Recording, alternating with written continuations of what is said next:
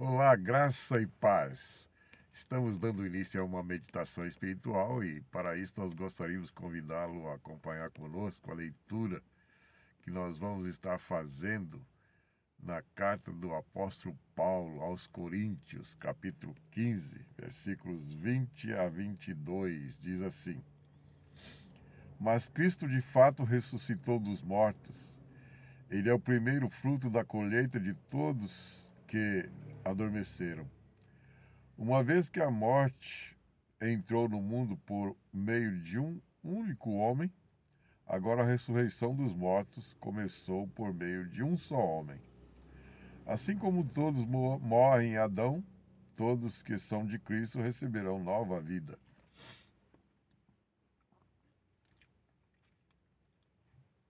Esses dias eu vi uma conversa fiada. Uma conversa fiada. Uma conversa para boi dormir. E tinha que sair da Globo, né? Tinha que sair da Globo. A gente assiste tanta notícia, né? Daquele veículo de comunicação, mas quando a gente vê um veículo de comunicação de tamanha envergadura que é a Globo, né? Eles são profissionais, eles são pioneiros, né?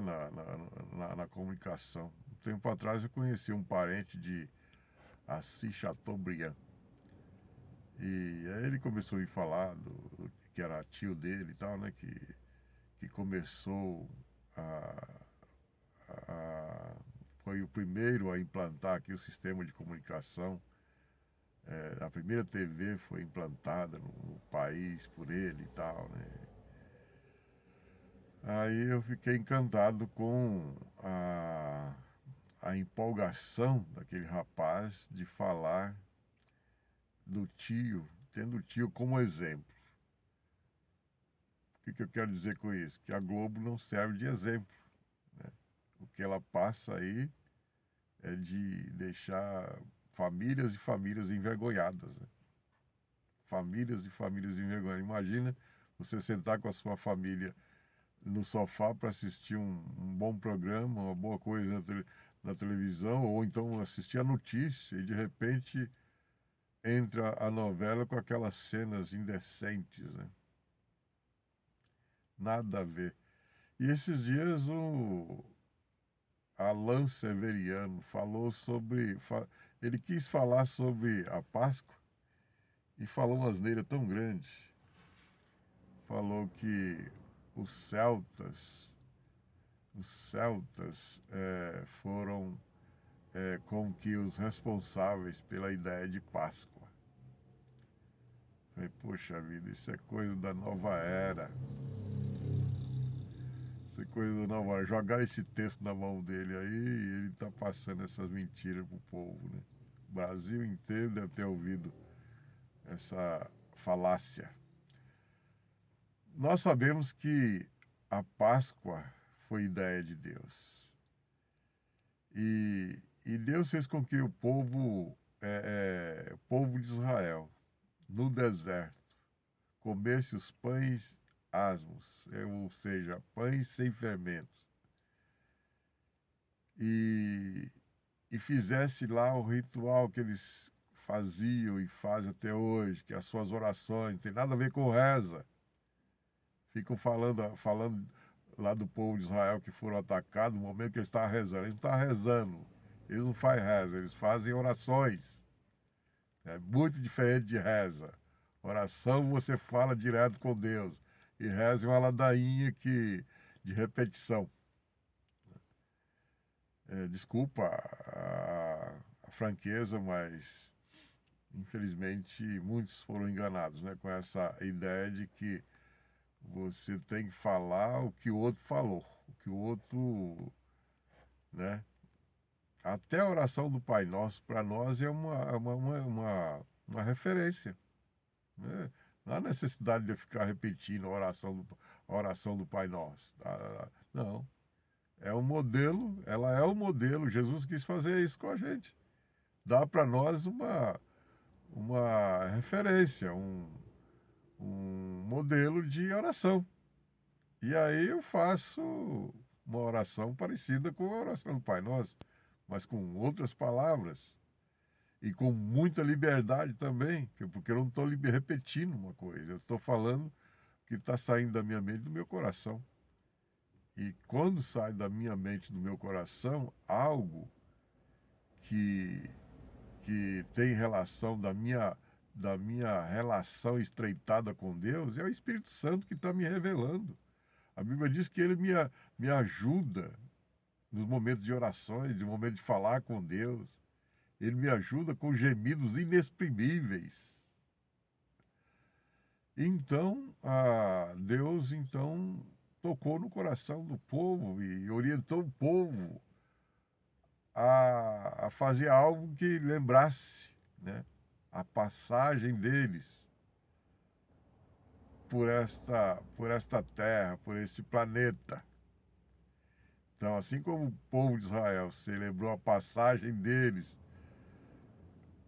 para conseguir chegar à terra prometida, assim somos nós. Estamos celebrando com Jesus a sua passagem. Ele passou entre nós. Ele passou, mas continuou, né? Ele continuou, ele foi assunto aos céus, subiu aos céus. Mas quando eu creio nele, ele mora em minha vida. Ele faz morada em mim. Eu tenho Jesus na minha vida. Eu tenho Jesus no meu coração. Glória a Deus por isso. E tudo isso porque eu creio na Páscoa, que é passagem. Eu creio que ele passou um tempo entre nós e ele subiu aos céus. Mas ele não está lá no céu só. Ele é onipresente, ele está aqui comigo, né? Ele está a me orientar, ele está a me tirar de situações desastrosas, de situações de conflito, situações de vicissitude, ele está a me libertar, né? Então, quando eu olho para essas verdades aqui da palavra, daquilo que Paulo está falando, eu fico muito empolgado. Olha só o que ele diz: mas Cristo de fato ressuscitou dos mortos. Ele é o primeiro fruto da colheita de todos que adormeceram. Então, antes de Jesus, houve uma leva de mortos. Quantos você não sabe que já partiu? Quantos que você conhece que já partiu? Quantos que você conhece que já não está mais nessa vida? Eu posso lembrar de muitos jovens viciados que não conseguiram viver o suficiente para ver muitas coisas que eu tenho visto, porque eu tive a orientação, eu tive não só a orientação dos meus pais, mas eu tive a ajuda de Deus para não cair nesse caminho das drogas e aí perder a vida tão rápido, tão, né? A minha passagem por esse mundo ser tão pequena, ser tão curta. Mas então morreram um monte antes de mim. Eu já vi muita gente morrer. Então, quando eu ressuscitar, aqueles que morreram com Jesus, igual eu morrer também, quando eu ressuscitar, eles vão ressuscitar também. Nós vamos ressuscitar. Porque Jesus, o ressurreto, vai vir e vai mandar a gente sair das tumbas, né? Ou seja, aqueles corpos. Às vezes é até difícil entender isso, né? Mas é o que a Bíblia diz: os corpos sairão, a terra vai dar conta, o fogo vai dar conta, né? O mar vai dar conta de corpos que foram consumidos por eles. Fogo, água e terra. Eles vão dar conta. E esses corpos vão receber formas. E formas igual ao corpo de Jesus. Vai ser um corpo glorioso, corpo capaz de atravessar lugares sem precisar de abrir o portão, sem precisar de abrir a porta. Ele passa ali tranquilamente. Então, Jesus foi o primeiro a ressuscitar, ou seja, a primícia daqueles que dormiram, né? Ou adormeceram, falando-se da morte, né? Uma vez que a morte entrou no mundo por meio de um único homem, agora a ressurreição dos mortos começou por meio de um só homem, Jesus. Ele dá vida. Ele ressuscitou para que pudéssemos ter vida. Se ele não tivesse ressuscitado, nossa crença seria vã.